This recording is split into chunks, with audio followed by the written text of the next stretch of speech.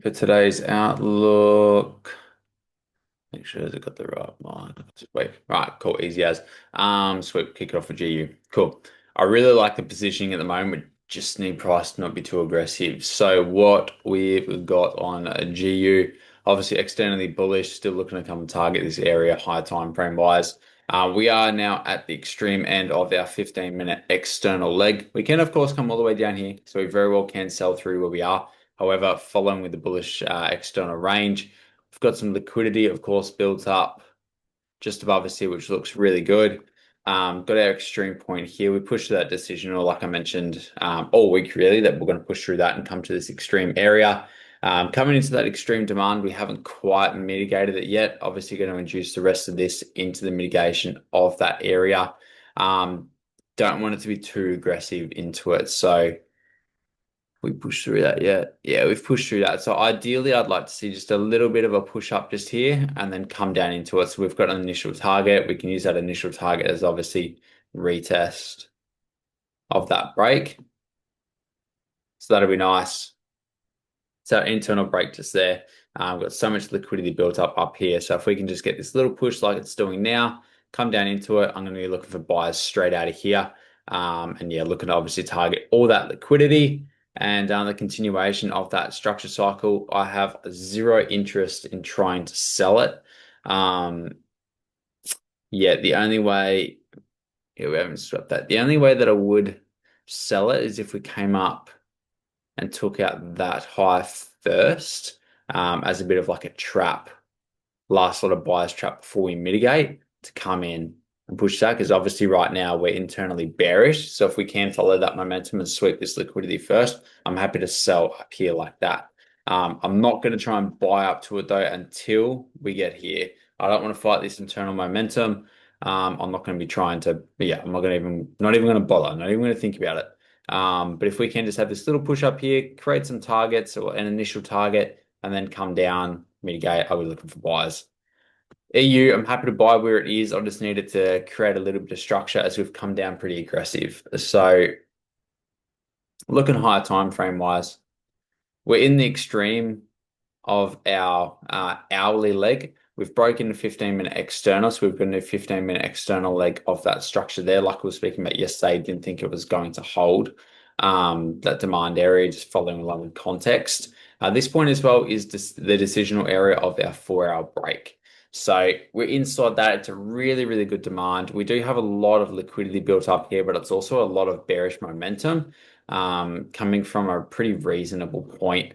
So yeah, we'll see what it wants to do. It may sell down through it. This demand area itself, what I've got marked out is just going from the last area of imbalance on the 4-hour. So yes, it's taken liquidity, but in all honesty, I think this point has pretty reasonable potential of actually getting pushed through, given how it's formed on the 15-minute. There's just a lot of kind of nothing down inside of there, and it didn't really take the greatest liquidity. If this point had have done something like that, taken that liquidity and then had the push, that would have been great. But the only thing it kind of took was this little bit of structure here, and obviously all this internal structure inside of there.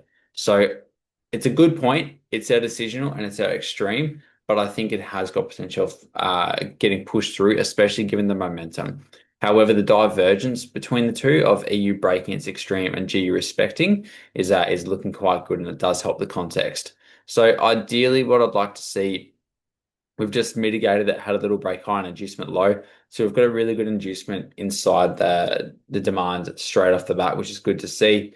The concern that I have is the aggression between here and here. There's not a lot of structure built up inside of that. Good inducement high, break low, which confirmed that area as a smart money trap. So yeah, it's a bit interesting in that sense. Looking at it now, even on the 5-minute, like our 5-minute range is that leg there. So there's your 5-minute retest. So we don't really have anything to work with. So we may just get a tap and go. I am happy to use this point as a smart money trap. If we can get an entry out of here, I will take it. But to be honest with you, it just looks like it's going to fly. Um, I don't actually like the chances of this. I think we've actually got better potential of this being a little bit like of a delayed setup. You might find we get something like this area here, which is retest. We might even like do something like this, come down, induce, come up, smart money trap, something like that. So we may have to wait for that sort of setup, but we'll see how it's going to shape up. But it is looking good at the moment. So I will be keeping quite a close eye on this, even though we're pre-session. So yeah, we'll see what that wants to do because it's looking good both EU and GU. Now AU is the one where it's a little bit different. I actually want to sell AU. I don't want to buy it until we get down here. That is. So looking at where it's positioned.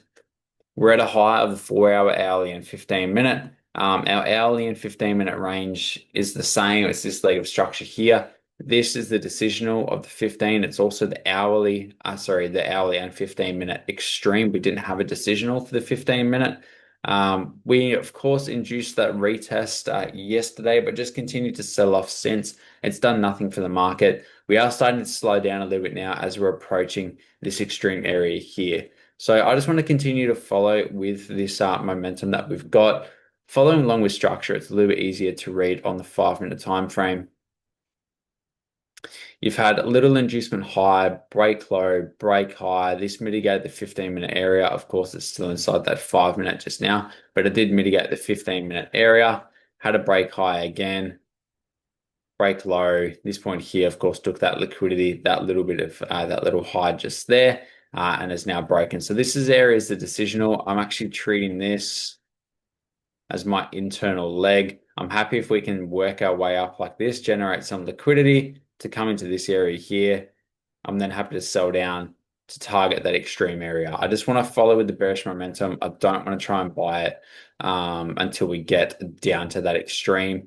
We're obviously very, very aggressive through here, so we may just continue to sell through. This is a good inducement into the mitigation. So if we can get that, that'll be great. I just need it to slow down. I'm not going to try and go against this momentum. It's just doesn't make any sense to try and do that. And there you go. Looks like it just pushed through. Not quite. Equal lows, maybe. Equal lows. Yeah, dead equal lows. So that'll probably push through in a moment. I doubt it's going to work its way back up, but that is what I would need to see. But even as it stands right now, if we come down like this into here, I'm not even going to be bothering. I would need it to do something like this to come up, retest that. Ideally, retest that because that's our actual break, and then work down something like this. Slow retracement. I'll then look to buy, to target this, to target that, to target that, and the continuation of that structure cycle. But otherwise, yeah. I'm not looking to do too much with AU. Wrap it up with the DXY. Looking at DXY on the high time frame, we have now broken this high, that 15 minute external. So the demand ended up holding, which we knew it had potential to, given what it induced and what this the mitigation of that area there and what it induced in itself. Confirming this was a break of structure and not inducement of retest of that 4 hour break. So as it stands right now, we're looking to retrace inside of that leg. We can see clear impulse, clear complex pullback. We are in the mitigation of a bigger area here. It's a 4 hour zone.